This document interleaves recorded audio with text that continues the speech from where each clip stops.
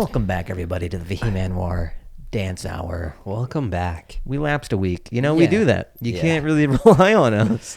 Yeah. If you thought this was the pod that would hit you every week, like a Timex watch, Yeah. and I say Timex because I want everyone to have one. I want it to be accessible. If I said Okay. Rolex, some people would feel left out. They go, that's out of my tax bracket. That's true. So I say Timex. What's the price jump? I don't even know how much. Timex is very affordable. Oh, okay. Very reasonable. Are we talking double digits or triple digits? Like hundreds or the 50s, Like 80s? $20 probably. Oh, wow. You know what? I'm very curious now. Okay. Well, while you do that, you Siri, guys, how much does a Timex cost? welcome back, you guys. If you guys I already did it. I already said the welcome back, but go ahead. Well, while Fahim gets this, I will talk to our listeners. If you're listening on the while you're driving, you know, eyes on the road, and All right, I fucked up on the Timex thing. This one says like $119 at GameStop. that's wait, what the fuck? I don't know why you would go watch shopping at GameStop, especially for such a high ticket item. It makes sense where someone's like, "Hi, yeah, I'm trying to sell my games. I got Halo 3, FIFA 2004, and I have a Timex. Would you take that?" Timex is like a poor man's Rolex. I'm looking at some of these, and it just seems like. I thought, what's that watch? Omega? Well, those are pricey too. Am I saying the name right? That's Omega? right. I feel like that's the poor man's Rolex. Whoa, you're gonna anger our Omega fans. You know, I don't want to hop on my phone to look. All right, this is like okay, $159, $139.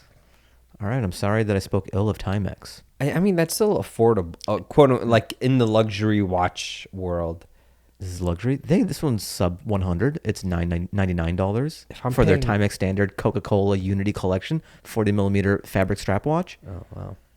I just don't get now at this point in the world why someone would go with a Timex Yeah, when you can go with a smartwatch.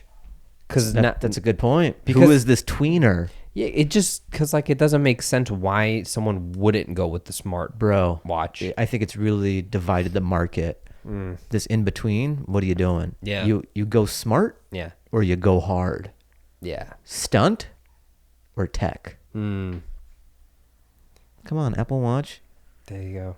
Like, Yeah. what is this? I'm gonna get a $200 watch. What are you doing? And all it does is tell time.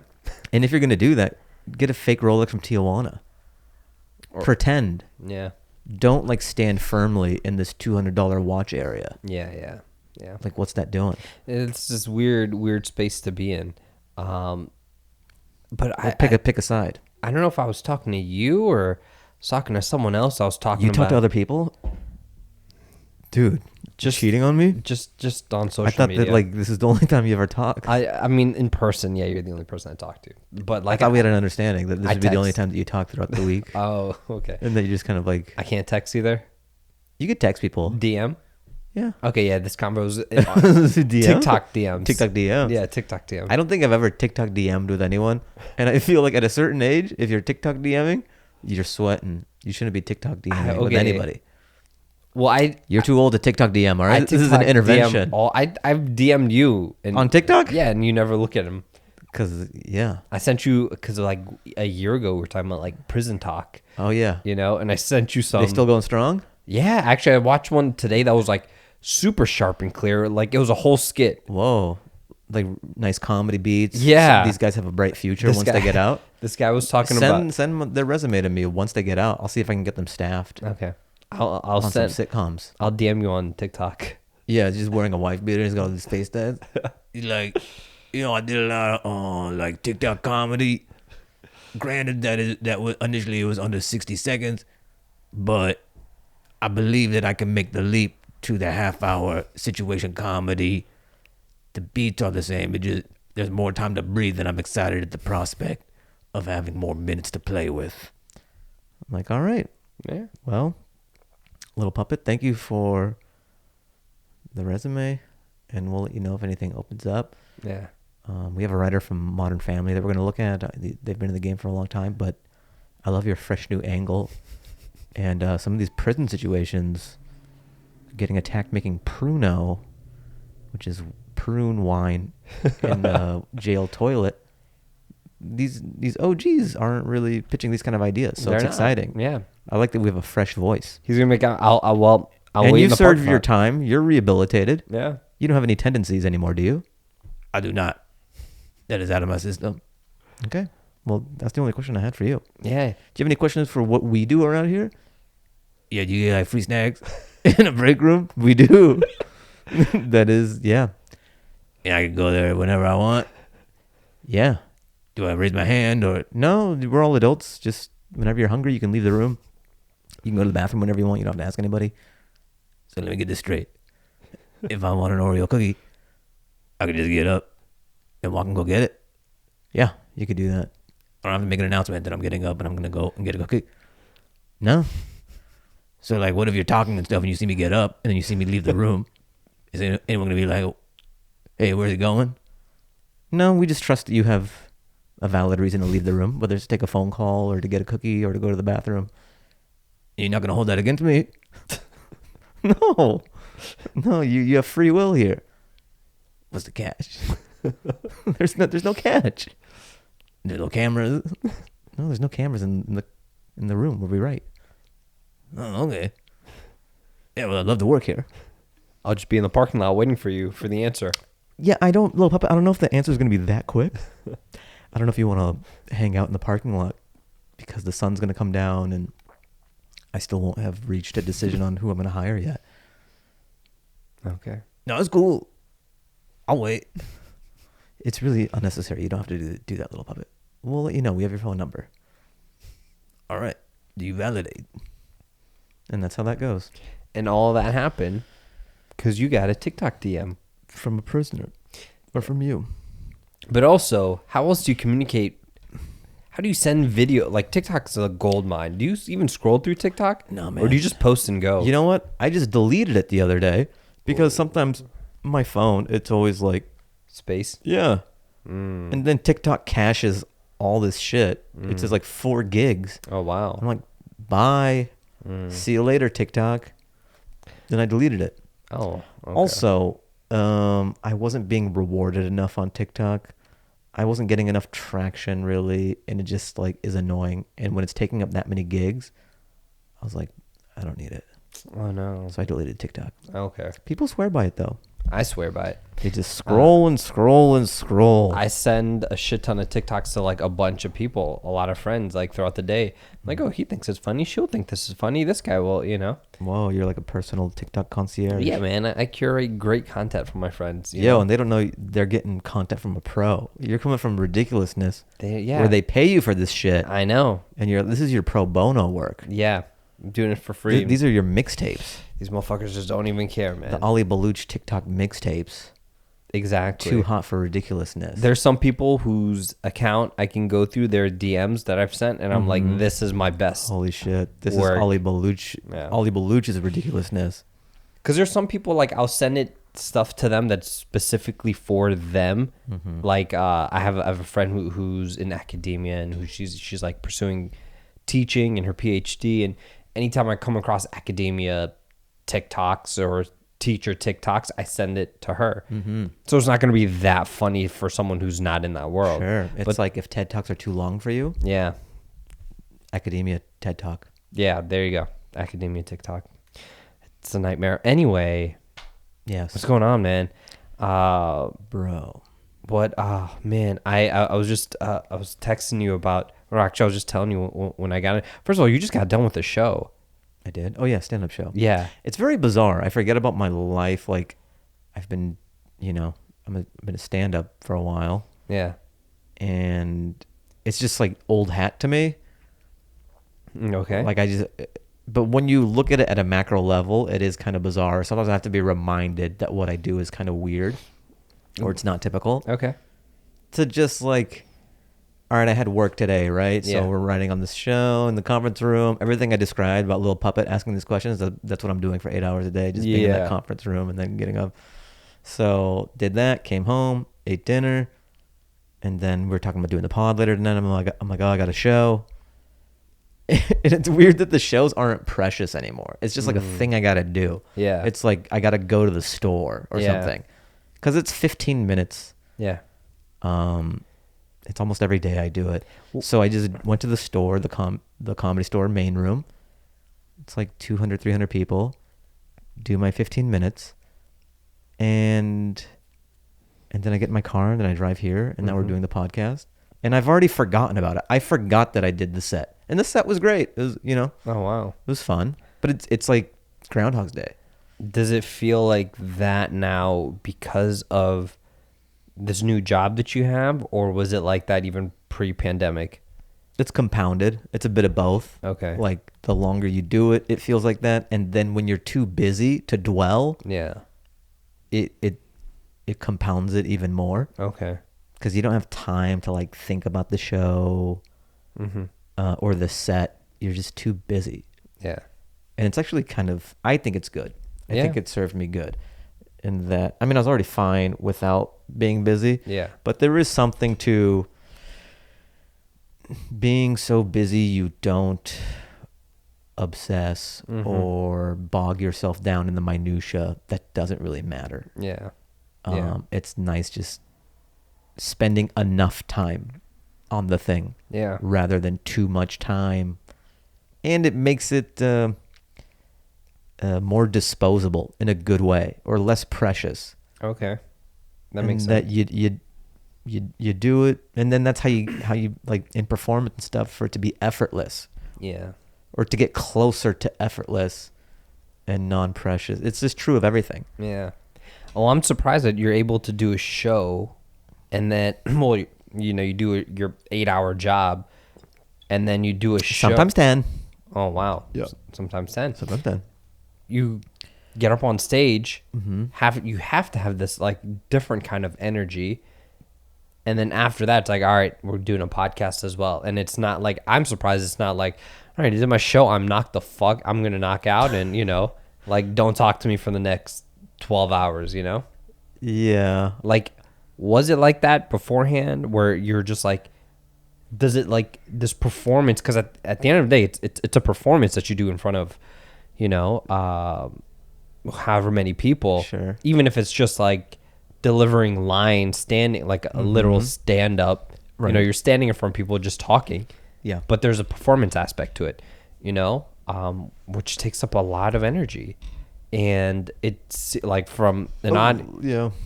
I just feel like maybe it could be like, I mean, you make it sound like I'm doing the Nutcracker in 15 minutes, or I'm some sort of like New York ballet dancer. hey man, for some comedians, you know, like who don't have that confidence, or not just comedians, anyone who gets on stage and has that like, and I'm like, you've been doing it for almost 20 years now, so like the stage fright is gone. I'm assuming. Yeah. But it's still like, all right, I got to get up there and like deliver for 15 minutes, because it's not just 15 minutes of like a TED talk where if people doze off, they doze off. There's expectations. Yeah, it's like 15 minutes. I got to make these people laugh. I got to give them like this 15 minutes, the best out of the night for them. You know, I don't know how some people approach it, but yeah, I'm just you've never been like, whew, man, that took everything for me. Now I got to go lay down or something. No, I don't know. And if anyone does feel that way, I would imagine it's like the first couple years of doing stand-up, just because it's like psychological warfare, or it's so unnatural, and these feelings are so unnatural that maybe someone is kind of like trying to psych themselves up an hour, 2 hours, or it's just like it's consuming them leading up to the performance throughout the day. Yeah. And then the come down afterwards, it's like the fog of war or something, or like they kind of like black out a little bit and try to make sense of it instead of being present. Yeah. But that's because these are new sensations to the newer comic. Yeah. Yeah, but now it's just the only time I'll ever be exhausted is if I do an hour or something and I'm sweating a bit afterwards. Just like the physicality of it, but not like I'm wiped, no one talked to me, or I'm mentally exhausted. It would just be like, oh, the lights were kind of hot and maybe I had a few physical bits and I'm like sweating a little bit between show 1 and 2, let's say. Okay. So once the pores have opened up and I'm sweating a little bit. So, but like after that, would you be like, all right, where are we grabbing dinner at? What are we doing? Yes. Okay. All the time. You're not like, I gotta go. And it's interesting because I hang out with comics mostly, just comic. There's this shorthand. It's almost like soldiers or something, or Marines, where they just know. You don't have to explain anything. Comics know what that life is. They know what it's like performing in front of a crowd. Yeah. It's a kindred spirit. There's a brotherhood and sisterhood. I forgot where the fuck I was going with this. What was the question leading in? Well, first we want to give a shout out to our sponsor, Apache Helicopters. Apache They're back. They're back, you know? Yeah. But, you know, maybe, and you know, some would say that comedians are braver than the Marines. No one would say that. I've heard that Sure. in my circles of comedians. What was the whole point of me I don't know. bringing up Just- this brotherhood shit? And just like after a show, after an hour show. Yes. So most of the time I just hang out with comics, and it's natural to just do a set. Like, yo, you want to grab a bite or whatever? Like, it's not a big deal. Yeah. But then sometimes I'll forget I'm hanging out with a civilian or something, or someone who's tagging along to see a show, and then, oh, you all right? You want to grab a bite? Like, it didn't even. It's like I popped into 7-Eleven to like get a phone charger or something. Yeah. Or Yeah. and like, it's still such an event for the civilian that it's Yeah. bizarre to them. That I'm just like, where do you want to eat? Like, it didn't happen. Yeah. You know? Yeah. Like Okay. performing for thousands of people sometimes, or like hundreds of people, and like, it's this, because to them it's like you did some Evel Knievel thing, Yeah. and then you're just like, hey, pull up some restaurants on Yelp, and then they want to take a minute to sort of hash it out, or maybe be like, that was really cool, or that was fun to see, or that's like impressive, or not everyone could do that. I'm like, I guess so. Yeah. I don't know. Like, I don't think about it anymore. Yeah. Yeah, it's neat. Okay. All right. Well, That's the life. you did that. Now you're here, man. Now I'm here. Now I'm doing something equally as exciting. Podcasting, dude. We're The stakes are so high here. we're in this bunker. This you know? high wire act. So much expectations riding on this. Hey, man, careers have tanked because of podcasts. You know, I mean, as long as you don't hit certain third rails, I think you'll be okay. and as long as we have a good editor, shout out to Miguel, that can. Yeah, he could do a super cut, and we're just like, we're done. Yeah, he's like, these are all the bits. This will end them both. Yeah, Ali Baluch canceled Volume 1. Oh man, and there's 4 volumes out there. 4 volumes going strong. Yeah, I was just in Virginia this last week. You know, I was like, I finished this HBO gig, and I was like, I haven't been home for a bit. Let me go see the family. And every time I go, everyone, like all like cousins, brother-in-laws, friends, whoever, they're always like, so are you planning to come back? Like, are you done with LA? And I'm like, Like you're still in a phase? yeah. And I'm like, there's no coming back. There's no reason for me, even if I like get kicked out of Hollywood, if they blacklist me, you'll never work in this town again, I still wouldn't come back, you know? And they're always like, well, what does LA have that Virginia doesn't have, or the suburbs? And I'm just like, everything. LA has everything. Yeah. Like today, in this small amount of time, I was able, you know, I'm back at MTV, so, you know, work from like 8 to 3, hit the beach, go bike riding from like, you know, we rode bikes for like 2.5 hours along the beach. After that, it's like, all right, let's go grab dinner. And then after that, I was like, I'm sore as fuck. I need a massage. I got a massage, and then here I am doing like, I can do like 3-4 things in a day, and it's not even 10 p.m. yet, you know? But out there, it's like, once I'm done at 3, I'm like, Netflix for the rest of the night, you know? But being out in LA, man, there's, and I always take these little moments for granted, where I'm like, I can squeeze in so much and just do so much within one day, that I wouldn't be able to do Out there. Maybe New York or some other bigger city, but Every band comes through here. Every artist. there, Like sometimes you're in a smaller city and they're like, oh man, I wish they would come through. they do come through here. Yeah, I never have to worry about like if they're gonna perform or not. You know, Red Hot Chili Peppers and The Strokes are going on tour soon. Oh, And nice. I want to check, but that's like next year. It's like, I told you how I almost got trampled to death at Lollapalooza while the Red Hot Chili Peppers were playing. what? No, I've never heard this story. Oh, really? Oh. Interesting. You're in the. I'm assuming in the hecticness of.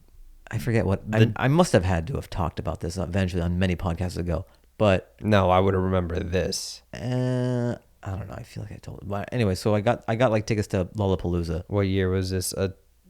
maybe like 6 years ago. Oh, 6 this or is 7 years ago. recent. Yeah. So I got some like VIP wristbands. Okay. So me, my brother, and my sister-in-law, I Okay. got them wristbands. We're in Chicago. We get into Lollapalooza, and we have these VIP wristbands. But it's such bullshit. At a lot of these festivals, they have like a tiered VIP system. So any version of VIP you have, you think is like the Mac Daddy Ultimate VIP. Yeah. But at every turn, they're like, oh, that's not VVIP, or that's tier 1. And everyone feels entitled to get into any VIP Yeah. marked area. So I guess the stage where the Chili Peppers were about to play, we're trying to get in the VIP area, and there's this like clog because they're rejecting everybody, Yeah. you know. So there's this like little inlet, and so we're around there waiting to kind of sort everything out and find out what's what. And then there's this chain link fence, and then the stage is like here, and then they're on stage, and then the first chords of like their set, they go bang bang bang bang bang bang bang. Everyone's like, ah, and everyone starts rushing. Yeah. And then we're trying to like get out, but there's too many motherfuckers who are like too many boneheads who are just busting a nut over Red Hot Chili Peppers. What tier did you guys have? Did you guys have the lower tier? Or I don't like know. But don't give VIP anything. Just have one. Yeah. Quit milking it. Yeah. And then also, you're like bamboozling all these people by having tiered VIP Oh, yeah. because you just assume it's just such a letdown where you think you're gonna get it. You paid extra money and you're gonna get this thing. They're like, oh no, Yeah. this is VIP. So obnoxious. Oh, so what does mine get me? I think it's on the other side. It's 5 miles on the other side of the campgrounds. Oh, okay. That's obnoxious. Mm-hmm. I ever tell you the story about how I almost got trampled at Ooh, what are the odds? a Prophets of Rage concert? Nice. I like how just rock concerts is the way that we go out. Yeah. That's our final destination. Yeah. I might have told it. I might have told this What if you got trampled at a Garth Brooks concert? Would that be a cool way to go? I think I would deserve that. Because if that happened to you, you deserve to be trampled That's a to good death. point. What if he's like flying over the crowd with his like harness and he sees it happening and he's like, whoa, whoa, whoa, whoa. So it's like a country fairy just saving you. Yeah. That would be Like, are you an angel? And he goes, close. I'm Garth Brooks. Thunder Road. When the lightning strikes. That's the only Garth Brooks song I know. I don't even know a single song of his. That's the only one. And I don't know any other melody, words, or anything. But I think I saw that on TV one time. Oh, okay. Yeah, he had He had some jams, dude. yeah, there was an era in the 90s where he was all He's the over king. TV. I think he's still like one of the top selling, like if not Taylor Swift, then Garth Brooks has some records. Yeah, I was there's this TikTok I came across that was breaking down country music, and they're like after like 9/11, That's when it get good. that's when it went like super patriotic. That makes Because sense. beforehand, country was very like It's almost like rap. Authenticity. yeah, no, it was a lot about like the working class, like growing, like living in a poor rural area with less like, and it's just kind of like very political sometimes, you know. And then it became very conservative and very patriotic and very like I love my truck in America, and that's all, and my woman. Well, it's kind of like P. Diddy rap era for a country is what happened. Okay. Like more money, more problems, and you know, Yeah. like glossy. Yeah. That's what it turned into. Yeah. And then they turn on the Dixie Chicks, you know? Yeah. Do you think they regret it? I doubt they thought what would happen when they did it. Mm-hmm. And it's easy to kind of become this martyr or whatever, and just, I'm sure their life is fine. It's still pretty good. It's shades of good. And just be like, yeah, we stand by what we did, and yeah, we stand by it. But if they had a time machine, and in their heart of hearts, would they have done what they did? No. Or would they have just held it in and made the money? Because we had to watch the documentary in our documentary class in school. Oh, there's a documentary? Yeah. What's it called? Dixie Chicks. That's it? I don't know. There's a name to it, but so we had to study this documentary because it was one of those documentaries where it pivots mid film, because it starts off as a tour like documentary, and that's what it was going to be, like a behind the scenes of their tour. And then that's when they captured this moment. Whoa! So they had cameras following them. Yeah, and that happened mid kind of documentary. Exactly, and then it turned from this like, hey, we're touring with the Dixie Chicks, to the Dixie Chicks and their political turmoil that they're going through. Whoa! So that's like PR Nightmare Cloverfield, dude. Yeah, they had a great bounce back a couple years in. Wait, didn't they like do something with Beyonce at the Country Music Awards? Maybe. I don't know. But also, who cares? Literally. Like, the people who are buying all their albums aren't like, finally, a Beyonce collab. You're back, baby. Forget, you know how we burned your albums before? Yeah. You teaming up with Queen Bee. That's Jay-Z's wife. We were wrong about you, Dixie Chicks. Speaking of Jay-Z's wife, Beyonce finally followed someone on Instagram. And it's Jay-Z. And it's Jay-Z. Yeah. Do you think he's like I think it's like a strict Muslim husband, where he's like, you can't follow anyone. Yeah. And if you follow anyone on Instagram, it can only be me. I think he was like that before.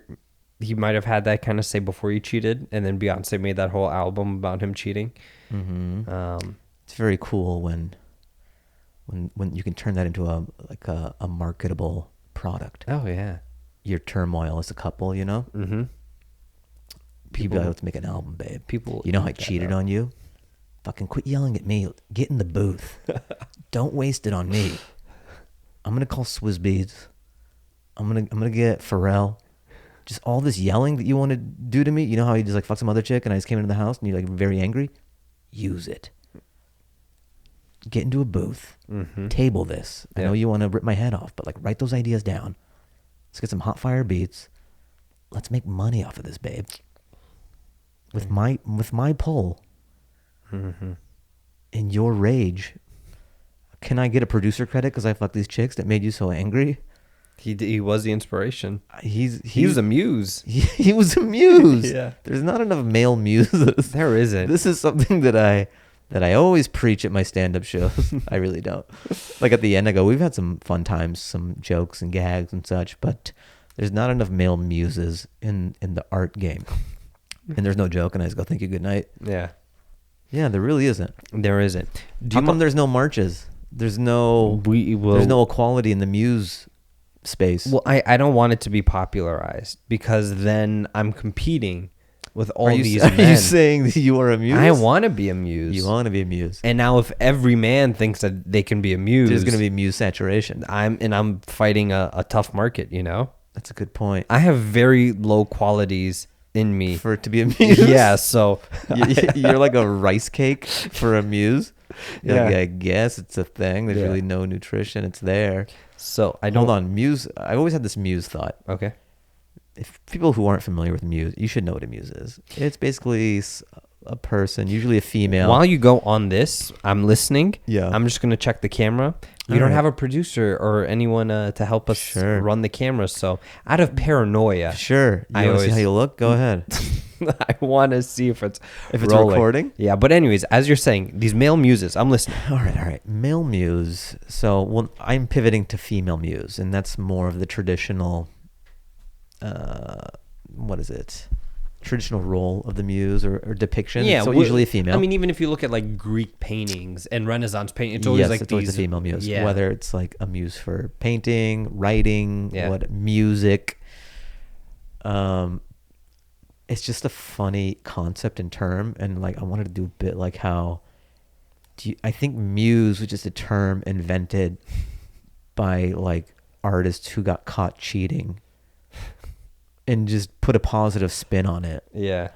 Like, Picasso, you're fucking all these chicks. I'm tired of it. I'm out of here. And he's like, but you're my muse. Yeah, you inspire me. And then it feels good as the person, like, really? Because this really, really talented artist. Yeah.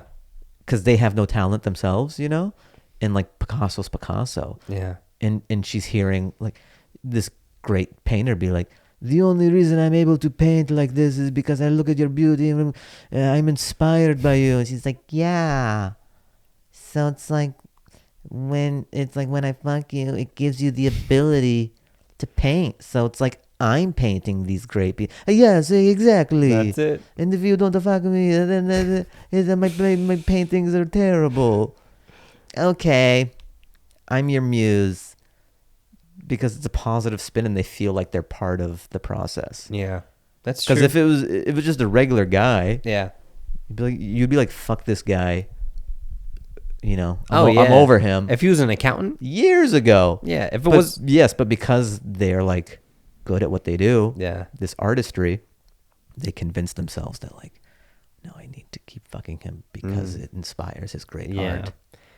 And it's kind of like a bragging thing where you see it and you're like, you see that painting? Look, it's all because of you. It's all because of you, babe. Yeah. Like, I'll fuck these other chicks, you know, but they mean nothing to me. Like, I don't get inspired by them, but you really inspire me. Yeah. So I think it's just the muse came from, it was just like a brilliant artist who was like, this is how I can still keep her on the hook. This is how I'm going to manipulate.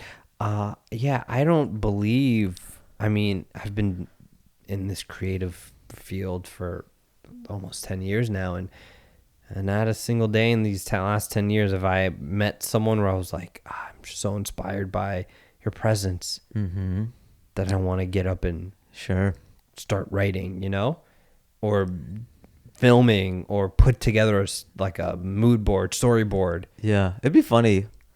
Like, and why is the muse always got to be sexual? You know what I mean? How come there isn't just like a middle-aged cubicle guy who ends up being a muse for some artist? Isn't it strange? Yeah. That it's the muse is always a woman who fucks this artist? Yeah. Or a guy who wants to have sex with this girl? There has to be an element she has to be of attraction like that? Yeah. Has to be an element bullshit. Of like erotica.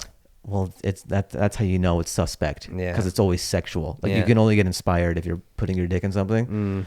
That, and then also how every cult leader somehow has to fuck all the members' wives and girlfriends. That's like he talks to God and everything, but the only way this whole thing works is if I fuck all your wives. Yeah.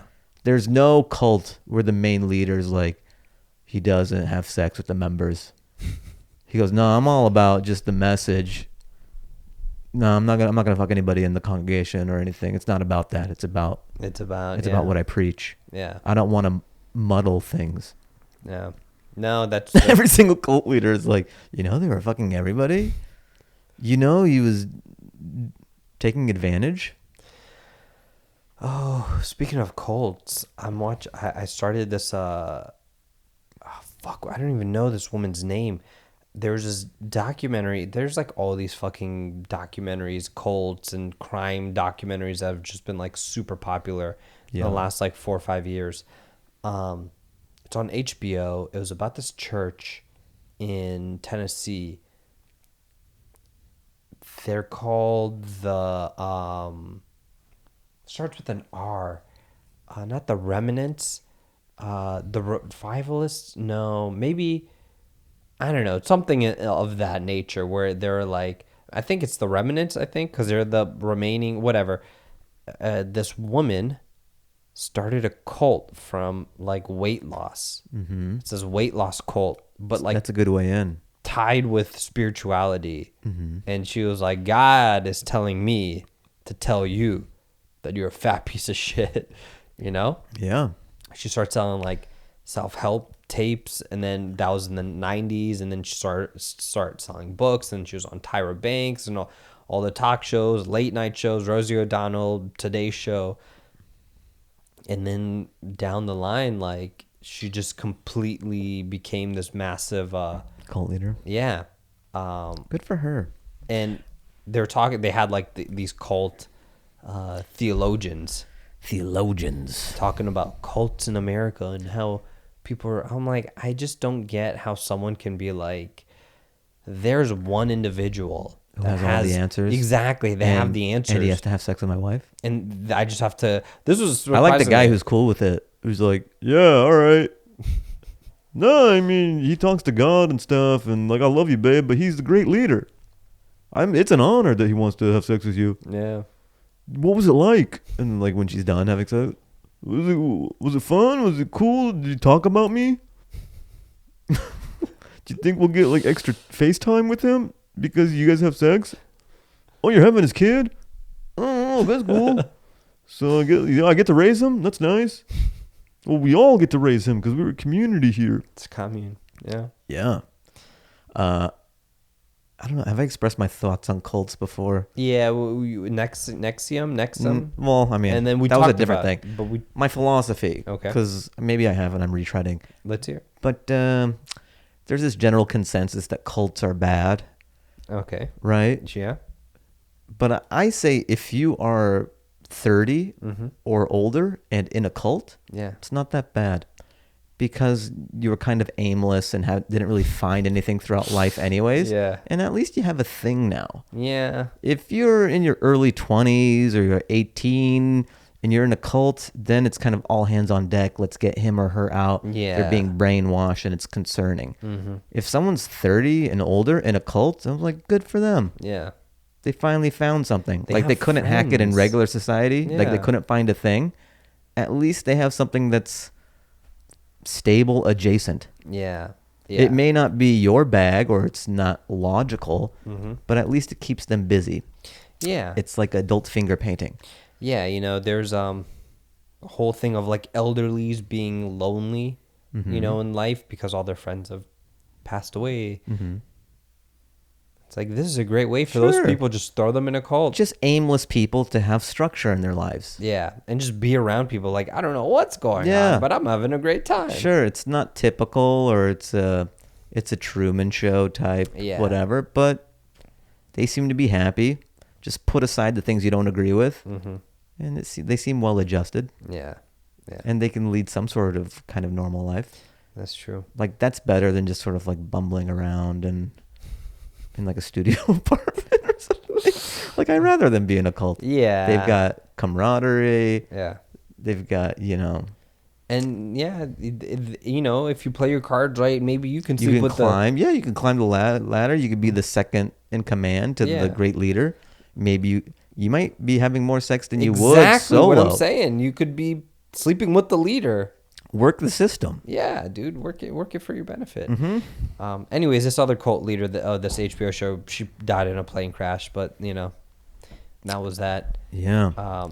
I wouldn't recommend anyone to watch this HBO docu. It was no Wild Wild Country. Oh, that was great, dude. Yeah. Oh, that's up there. Why is there a Tiger King 2 coming out? I don't know. Is anyone just be happy for the success that I'm curious how it'll be received. Are people still interested? I guess they are, but it just seems like it was wrapped up. Yeah. Are people like finally some unanswered questions of Tiger King 2? I feel like I know what it is. Yeah. I got it. I don't know if I need to revisit it. Yeah, I don't think it'll be as popular. And that's actually a great example. Tiger King is a great example of what I was talking about, of a documentary that completely pivots. Because they start filming the guy 10 years ago or some shit. And as they filmed, it just got more and more outrageous. And then there's a suicide. And then there's Carol Baskin. And there's so many things that went on where they were that's why everyone was so drawn into it. Because it just every episode was a completely different it was a left turn. Yeah. Right when you thought you knew what it was going to be. Yeah. It was just snaking through. Exactly. Some of his songs actually really... You have the triple disc set. Yeah, the one His where Spotify. You think it's on Spotify? no, I wish it was. Shit, I'd like legitimately put it Bro. on my playlist. The ones who know what I'm talking about know what I'm talking about. If you know, you know. But yeah, I just don't get. Yeah, I don't get why Tiger King 2 is coming out. I feel like we always talk about airports, but I just like just flying in this last time, and I think about this all the time I fly, that when you're at an airport, you see people at their most like idiotic stage. How do I phrase this? Their incompetence is like heightened Yeah. at airports for some reason, and I don't get that. And I know I've ranted about this like in the last, Like people get dumber at the airport. yeah, idiots. Any examples? Yeah, so TSA. Yeah.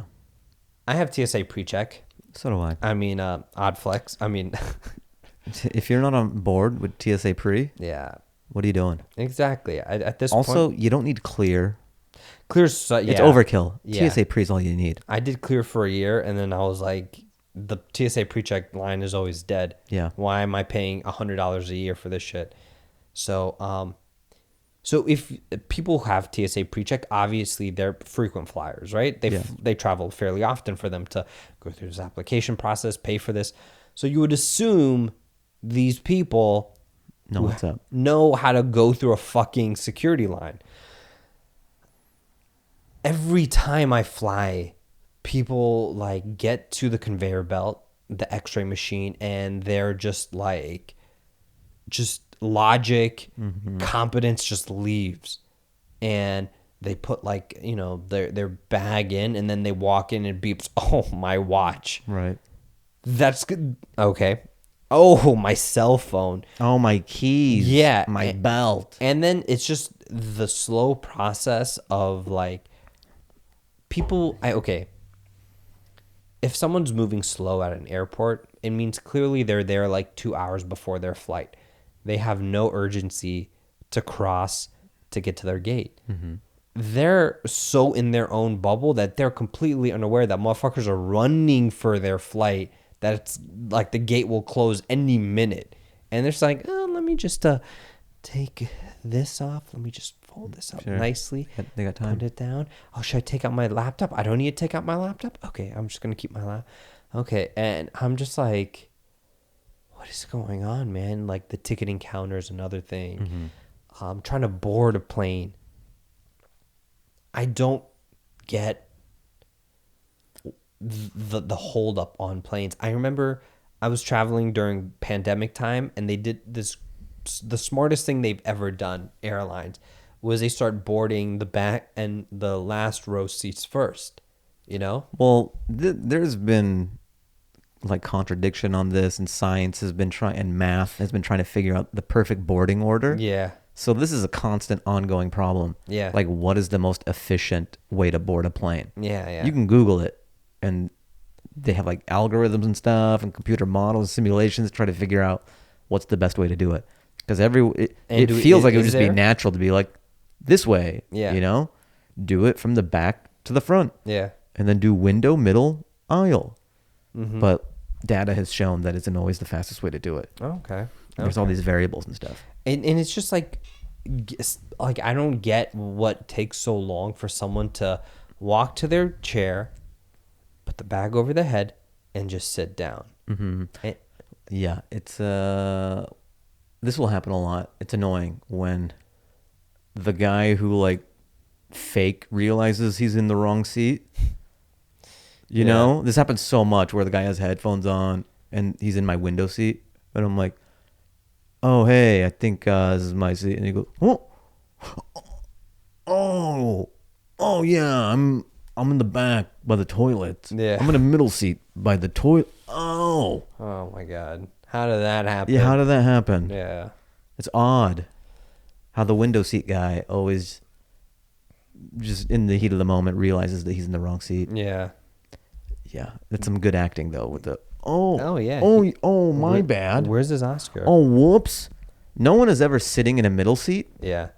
and looks at their ticket and goes, oh, Oh, I'm in the wrong seat. oh, I'm in the wrong. Oh, Yeah. no middle person ever has to look at their ticket and be like, my bad. Yeah. And sometimes I'll do this on a flight where I just wait, like Yeah. once I've gone through the gates and everything, Yeah. like the rush is over. Yeah. So sometimes I'll just wait for everyone to get on the plane, Yeah. and then I'll just be on my phone. Yeah. I don't need to fight it out to get on a plane 5 minutes earlier than everybody else. Yeah.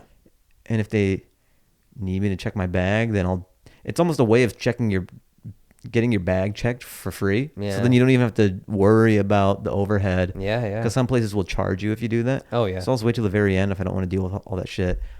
And then I go up, and if they say, hey, we need your bag, then okay. And if not, then I just do it when I get to my seat.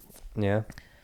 And a lot of times when there's chaos getting off the plane, I'll just chill on the plane Yeah. Yeah. and wait till everyone else leaves, and I'll Yeah. casually get off. Just check out of it. Yeah. Like, I'm not even subscribing to this rat race. Yeah. Yeah. And I'll do it with driving too. Sometimes I'll just chill in the right lane, cruise. I'm not trying to zigzag or get in the left lane. I like to just get in the right lane and relax. yeah. Yeah. No one can get mad at you either. No one can Because get mad you're at me. where I'm in you the right lane. Yeah, you're where you need to be. Do I need to be there 3 minutes earlier? Yeah. And yeah, so that touches on, and it even goes to the bit that you have right now about just people standing up. Yeah, way too early. Yeah, and so it just goes like, just every like moment or of like the whole traveling process through like flying, at every possible decision-making moment, people show their stupidity, from checking in back to security to boarding to deboarding. Every moment, every step of the way, people just show their lack of competency. And it only happens when people are flying. And I just don't get that because, I don't know, man. It just like... If you don't do it a lot, I guess you don't know any better. You don't know flying etiquette. No, if you don't do it enough. even if you fly twice a year, Mm-hmm. or once, You think you would know? Yeah, once a year you would know. I don't know. Yeah, maybe, man. Maybe I'm just a grumpy old dude. No. Nah, No. I'm as cheerful as it can be. But yeah, that was my take over the last couple days. Welcome back, dude. Welcome back. Yeah, it's always, dude. I fucking landed. I've been cursing a lot, unnecessarily dropping curse words during The this kids pod. have to learn. I apologize to our The listeners. kids have to learn. I'm just, airports just frustrate me, and I've like heard many people say this in my lifetime that like I love airports. Who says that? People who don't travel. You like airport architects maybe, and that's it. Yeah, the architects. Yeah, and the families. I love airports. I feel like people who grew up traveling internationally with their family have like these fond memories of like traveling, like that Christmas break, like flights across, like to Europe and shit, Yeah. Like they have these very nostalgic, sentimental If you memories don't do of it airports. a lot, there's more of a romance to it. Yeah, and I can see that, I guess, but just traveling at least like twice a month, flying 2-3 times a month, it just like the logistics of getting through. So I land, LAX. We've talked about this hack that I do at LAX.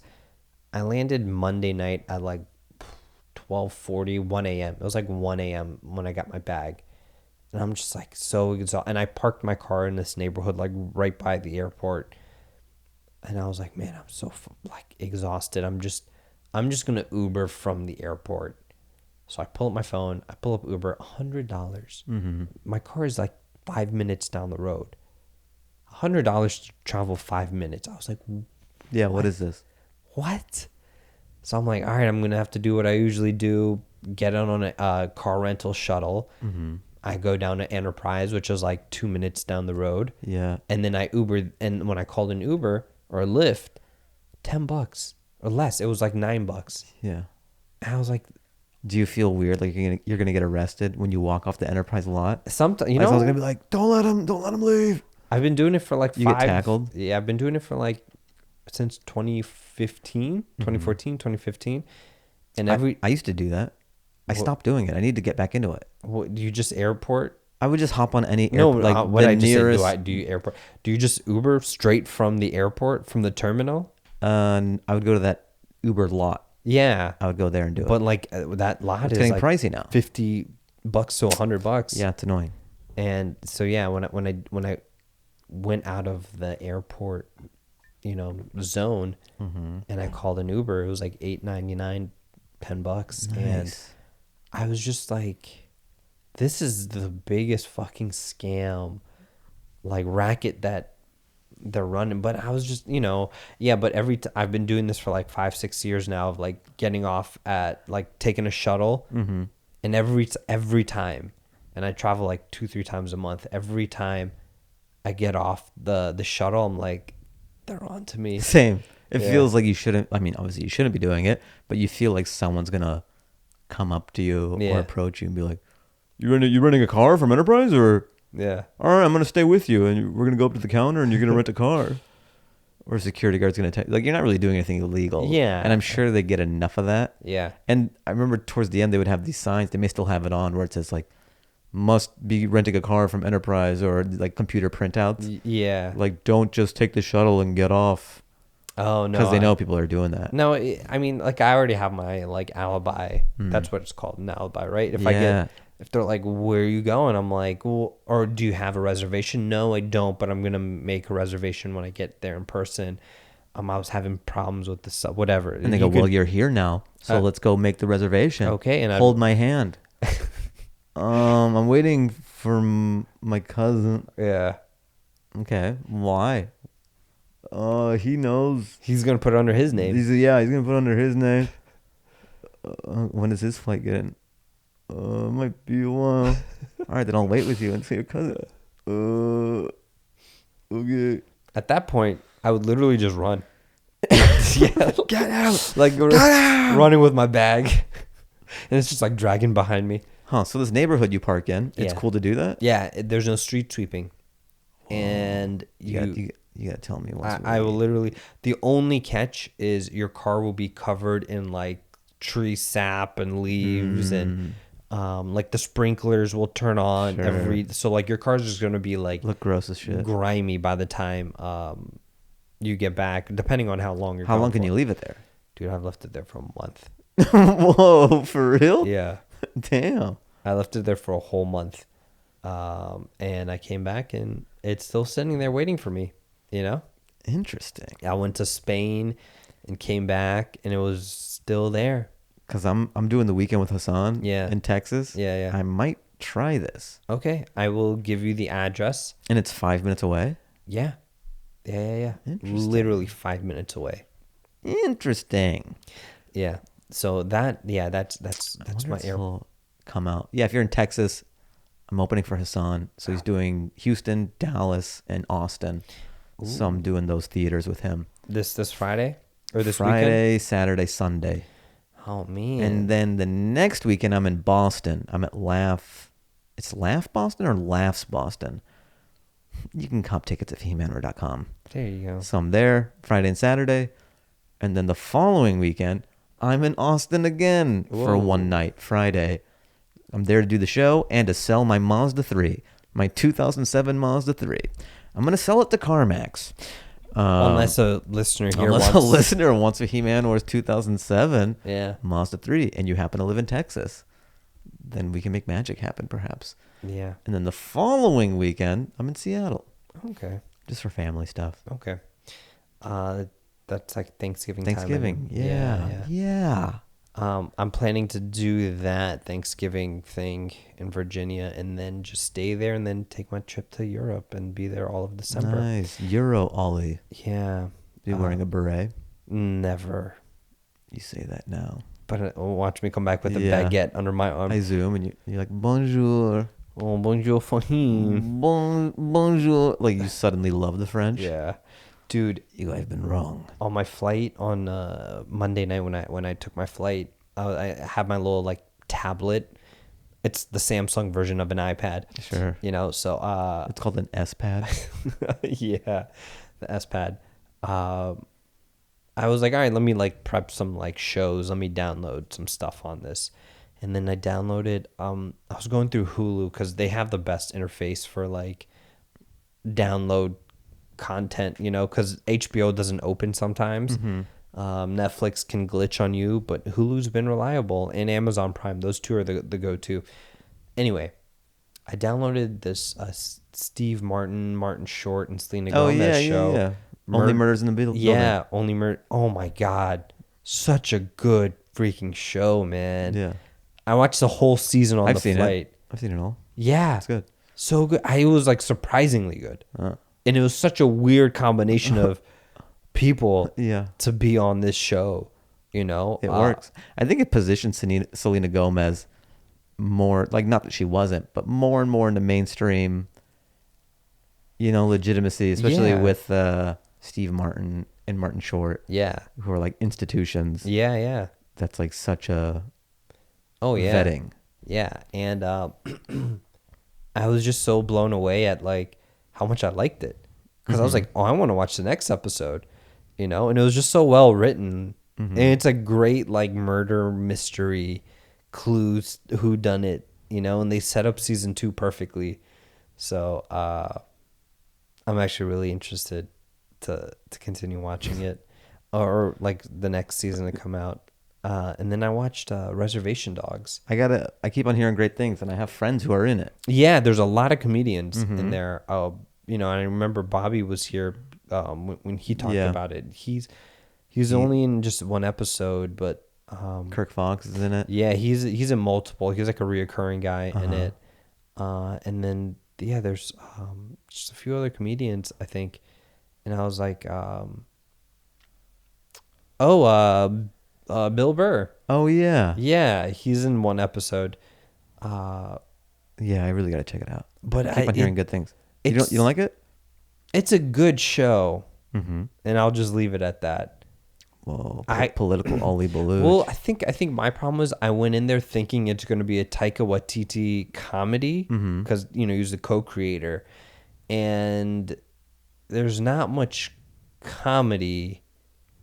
And I think maybe that was like because I went in with this expectation of it's going to be this quirky. You wanted guffaws. Yeah. You wanted ha-has. That's what I wanted, yeah. And you got hmms. Yeah. And I heard it was like a good combination of comedy and like drama about like, you know. Yeah. But it was less comedy. And the comedy that was there wasn't, I don't know, it felt very elementary. Bro, calm down. Trying to ruin both our careers? Damn, you don't want to upset Taika. What are you doing? You trying to go back to Virginia? Never, man. I told you you're done here. One podcast could ruin a whole career. And this is it. Mailbag.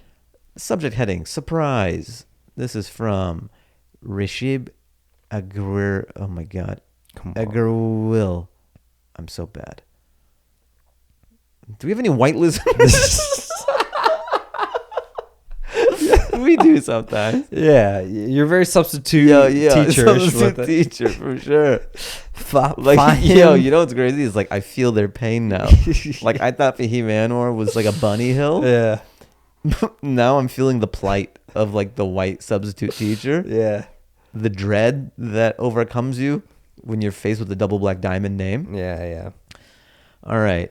So last Friday I was listening to Dance Hour episode 92 in traffic, on the way to Hasan's show in downtown, and then bam, surprise opener equals Fahim Anwar. That was a fantastic evening. You did a great set. Oh shit. Okay, question. My girlfriend's parents don't speak English.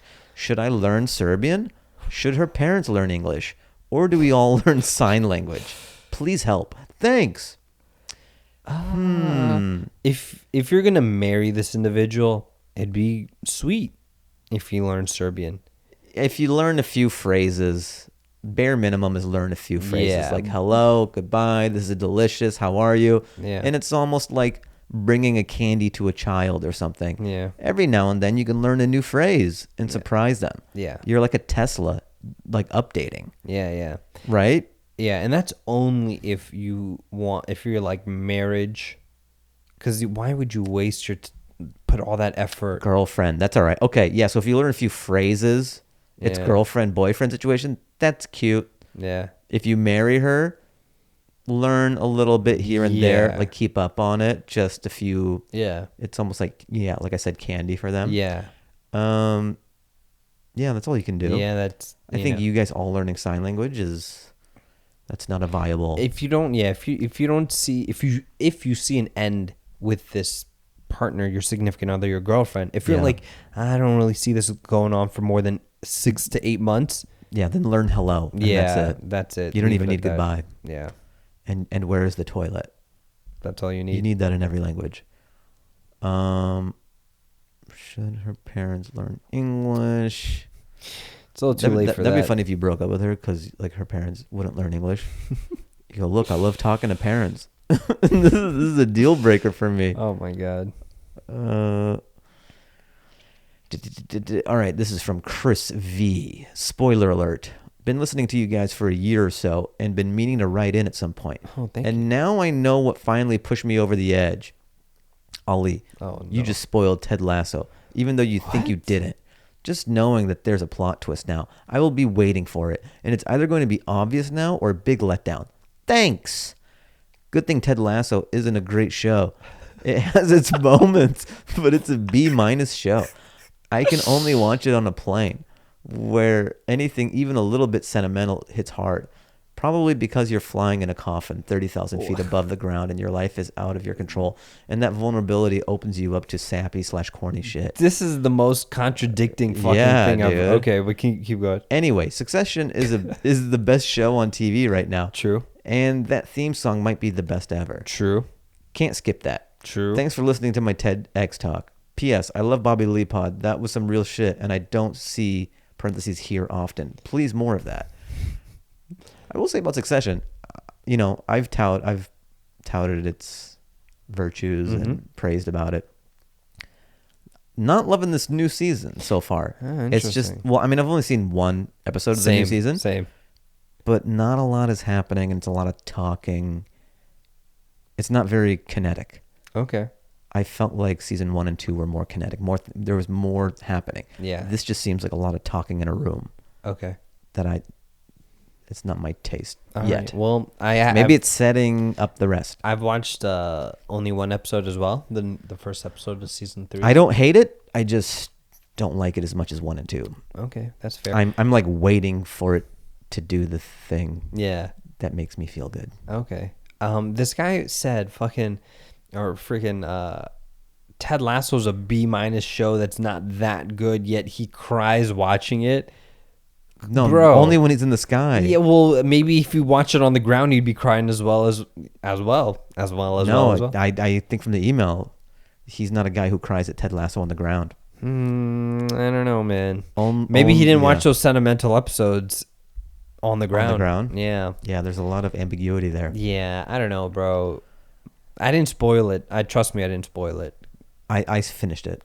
You like the character development of that? I saw it coming. How soon did you see it coming? Pretty soon. Yeah. Okay. All right. Well, we'll give it another month, and then we'll go into spoilers. Because oh yeah, fuck! I was just about to spoil even more. I was about to no. We'll give it one more month. Sure. Yeah. All right. This is from Juan Campos, The Closer. Hello again, guys. Oh no. I just wanted to hear your takes on Dave Chappelle's new Netflix special, The Closer. I personally enjoyed it, but it has gotten some heat from Netflix employees and people on Twitter. Have a great week, Juan.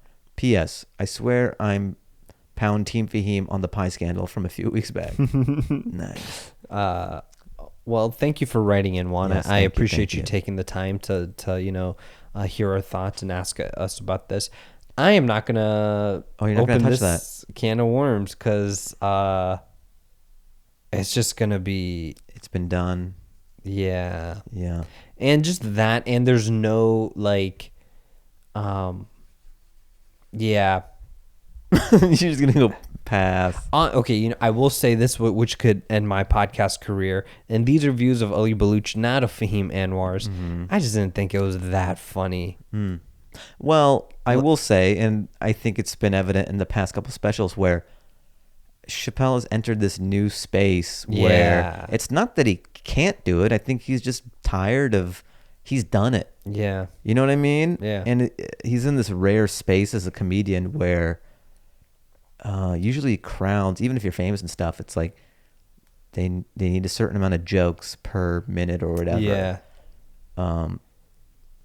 And that, like, Chappelle has done that time and time again. He's been doing it for so long.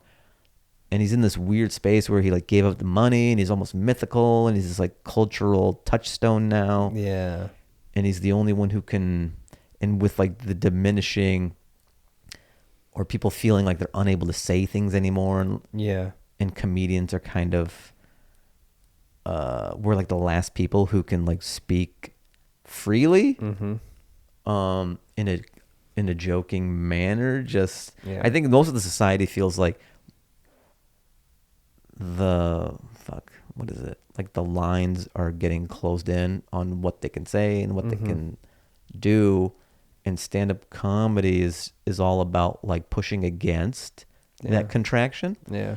So that's why there's been so much attention in the past couple of years on stand-up. Yeah. Like every time I think the bubble's going to burst, it just gets bigger and bigger because of like, I don't know, this perception of free speech is contracting and stand-up is all about bucking that. Yeah, I guess. So Chappelle, though, I feel like he's in this new space where it excites him more to, it's like a hybrid between stand-up and TED Talk a little bit. Yeah, that's the thing. It's I think he cares more about moving culture and ideas more so than like jokes. Yeah. Than straight up jokes. Yeah, and I think that's what it is. And he's just earned the comedy and social equity and fame equity to perform in that manner. Like other stand-up comedians, if they were trying to do like what Chappelle does, just society and the crowd wouldn't, they'd be like, I need more jokes but also he's like a great orator as well. Yeah. So he's this unique outlier of a comedian where it doesn't have to be as like joke heavy. Yeah, that's true. Well, I mean, I feel like we addressed it for one.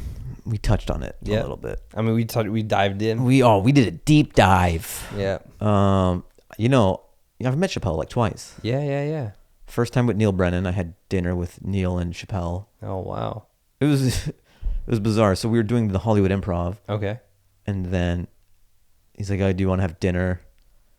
I'm like, "Yeah, sure." So we go to Crossroads. He's like, "Yeah, it's like me and Chappelle." I'm like, "Oh, okay." It's weird to have that dinner like sprung on you. Yeah. You know what I mean? Because he's just like, so I know like, him and Neil go way back and stuff, and it's nothing to him.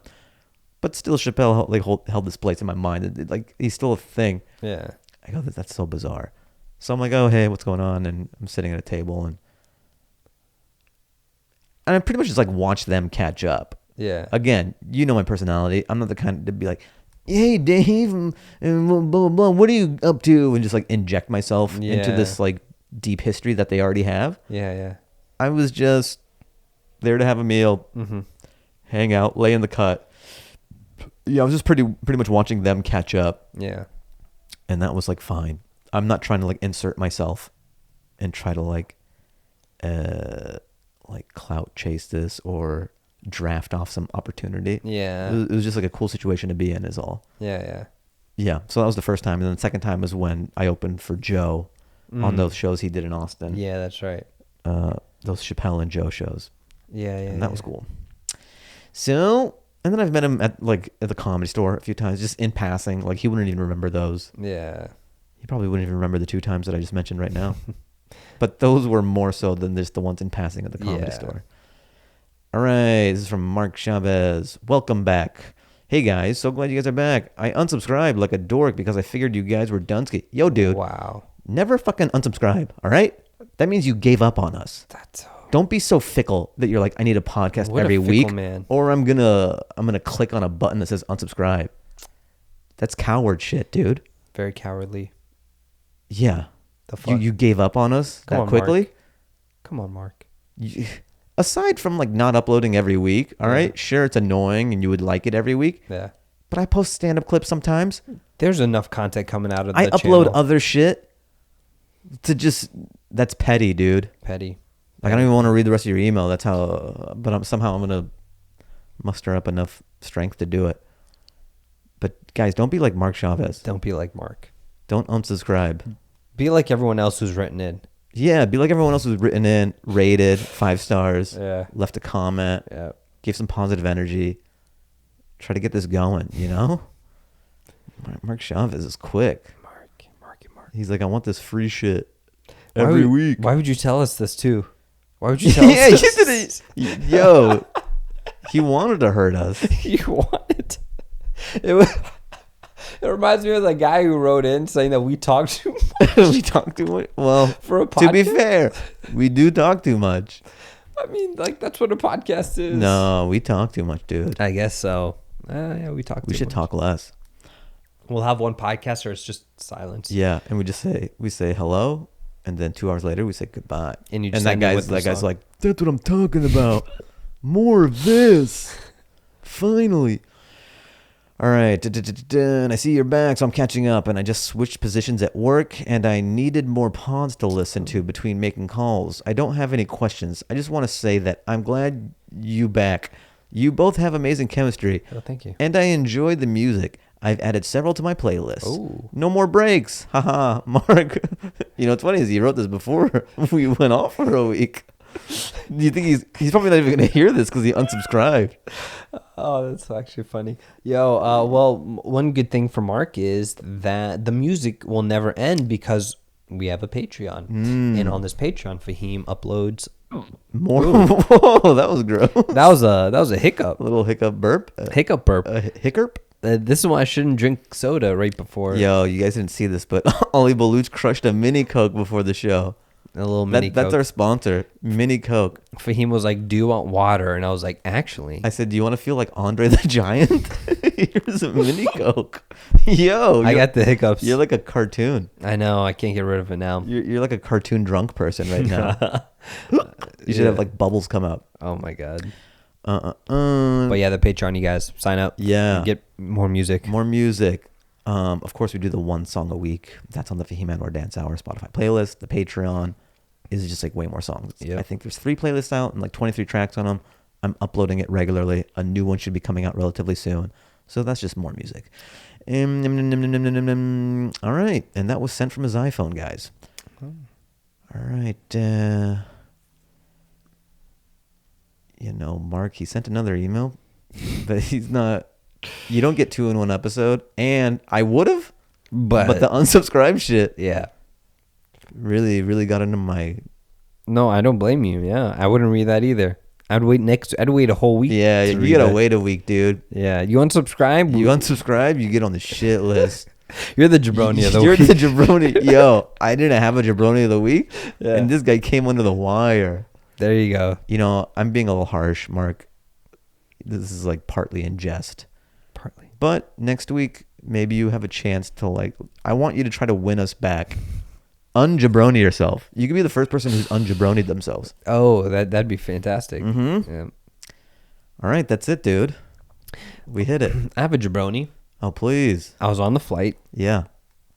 This guy somehow finessed his way to an economy plus seat. Holy shit. Economy. Does that mean 2 inches more leg room? Yeah.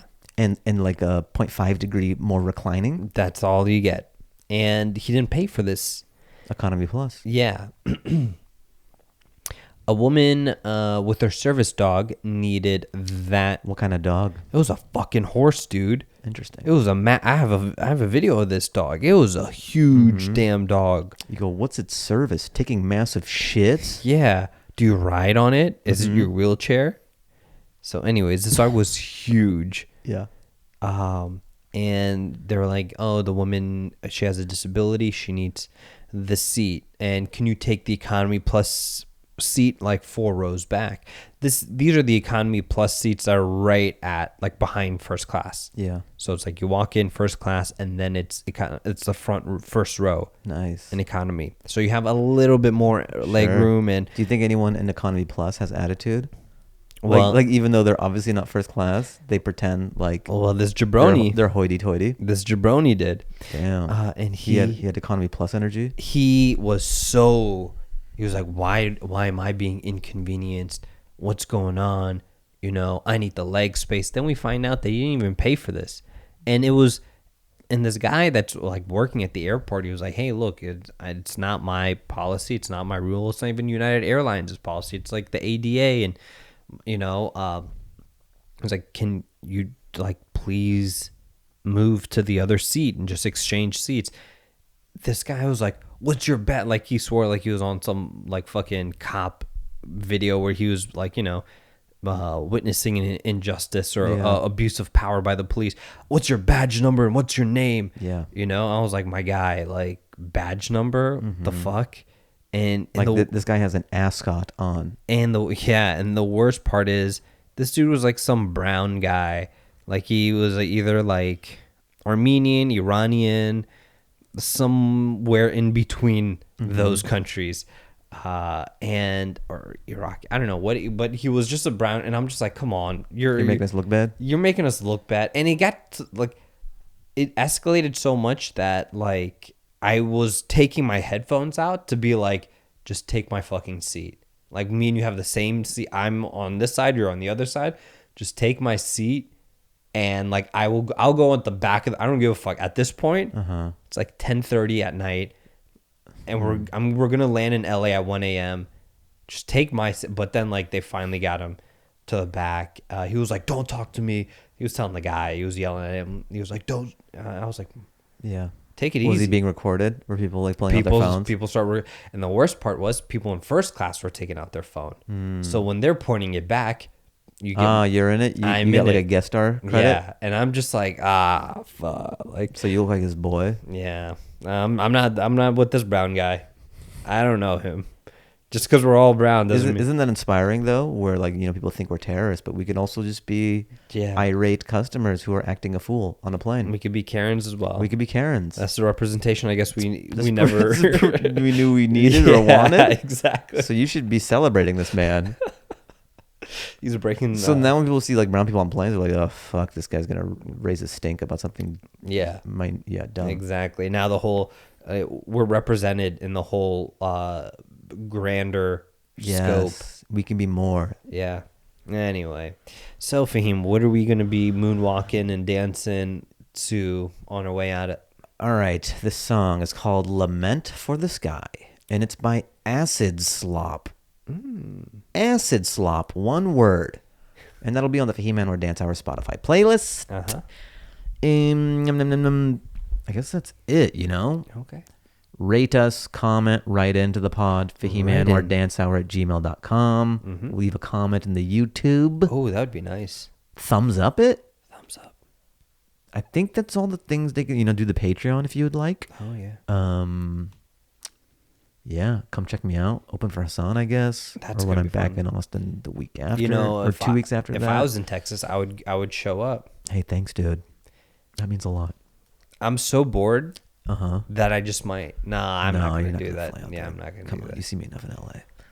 That's it, guys. Yeah, that's true. I see you enough. We'll catch you guys next time. Yeah. Peace. Peace.